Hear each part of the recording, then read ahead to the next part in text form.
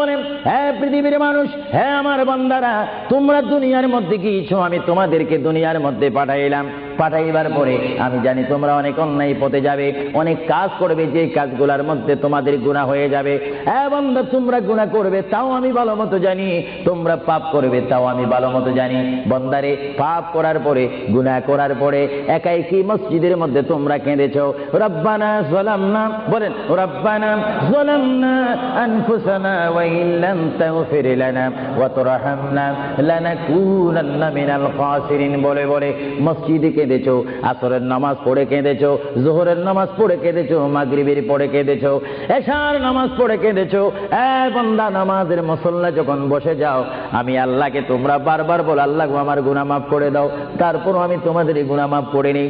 তারপরও তোমরা নিশি রাত্রে, মানুষ যখন ঘুমে যায়, তোমার বিবি যখন ঘুম যায়, তোমার ছেলে যখন ঘুম যায়, তুমি নিশি রাত্রে ঠান্ডা পানি দিয়ে ওযু বানিয়ে নামাজের মুসল্লায় বসে তুমি আবার যখন ডাক দাও, রব্বুল আলামিন, পৃথিবীর কোনো মানুষ আমার গুনাহ সম্পর্কে জানে না, তুমি আমার গুনাহ সম্পর্কে জানো। আমি এমন গুনাহ করেছি আমার বিবি জানে না, বিবি গুনাহ করেছে আমি জানি না। আল্লাহ, তুমি সব কিচ্ছু জানো। হে আমার প্রভু, তুমি আমাকে মাফ করে দাও। আমার আল্লাহ বলে, তারপরও যদি তোমাদেরকে আমি মাফ না করি, তারপরও বান্দা, তোমরা আমার রহমতের দরজা থেকে ফিরে যাইও না।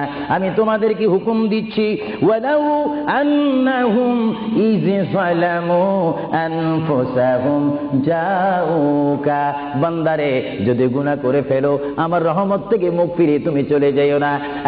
বান্দা, আকাশ পরিমাণ যদি গুনাহ করো, পাতাল পরিমাণ যদি গুনাহ করো, সাগরের পানি পরিমাণ যদি গুনাহ করো, পাহাড় তুলনায় যদি তুমি গুনাহ করো, আমার দরবার থেকে তুমি নিরাশ হইও না। বান্দা, আমি তোমাকে একটি রাস্তা পাঠাই দিচ্ছি, একটি পথ তোমাকে আমি দেখাই দিচ্ছি। সেই পথটি কোন পথ তোমরা জানো? ওয়ালাউ আন্নাহুম ইয যালামু আনফুসাহুম জাউকা, বান্দারে, যখন তোমরা বরবাদ হয়ে যাবে, তখন তোমাদেরকে একটা পথ আমি তোমাদেরকে দেখাই দিলাম। সেই পথটির নাম হচ্ছে আমার রাসূলের মদিনা। জোরে বলেন সুবহানাল্লাহ। বান্দা, আমার নবীর দরবারে গিয়ে কেঁদে কেঁদে তোমরা বলো, ইয়া রাসূলুল্লাহ, ইয়া হাবিবাল্লাহ, আয়া আকা, ইয়া রাসূলুল্লাহ।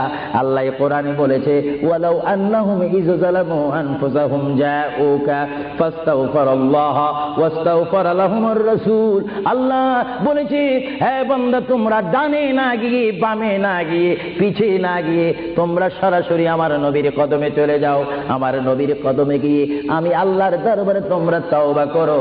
তওবা করতে করতে তোমাদের চোখের পানি যখন বাইর হয়ে যাবে, আর ওই মুহূর্তে যদি আমার বন্ধু যদি তোমাদের জন্য আমার দরবারে সুপারিশ করে, আমি আল্লাহ তোমাদেরকে ওয়াদা দিয়ে দিলাম, গ্যারান্টি দিয়ে দিলাম, আমার রাসূল যদি তোমাদের জন্য আমার দরবারে সুপারিশ করে, সঙ্গে সঙ্গে বান্দা, তোমার অতীতের জীবনের কবিরা সগীরা গুনাহ মাফ করে দেব। জোরে বলেন সুবহানাল্লাহ। আরো জোরে বলেন। আমার আপনার গুনাহ মাফ করার জন্য রাসূলুল্লাহর দরবারে যাওয়ার দরকার আছে কিনা? চিৎকার জীবনে আছে কিনা? এটা কোরআনের অপব্যাখ্যা নয়, কোরআন শরীফের আয়াত। ওয়ালাউ আন্নাহুম ইয যালামু আনফুসাহুম জাউকা, যারা তাফসীরি পড়েছেন, তাফসীর জালালাইন পড়েছেন, টাইটেল পড়েছেন, বুখারী পড়েছেন, মুসলিম পড়েছেন, ইবনে মাজাহ পড়েছেন, সিয়াসিত্তা পড়েছেন, হাদিস পড়েছেন, ইজমা পড়েছেন, কিয়াস মেনেছেন, উসুল মেনেছেন, বালাগাত মেনেছেন, মুনতিক মেনেছেন, শরীয়ত বুঝেছেন, তরিকত বুঝেছেন, হাকিকত বুঝেছেন, ইলমে লুদুনি পেয়েছেন, ইলমে তাসাউফ মেনেছেন, তারা অবশ্যই স্বীকার করবে মানুষের একমাত্র মুক্তির স্থান, পরিত্রাণের স্থান, আসলের স্থান, নাজাতের স্থান, আল্লাহ পাওয়ার স্থান মুহাম্মদুর রাসূলুল্লাহ কদম মুবারক। চিৎকার দিয়ে বলেন সুবহানাল্লাহ।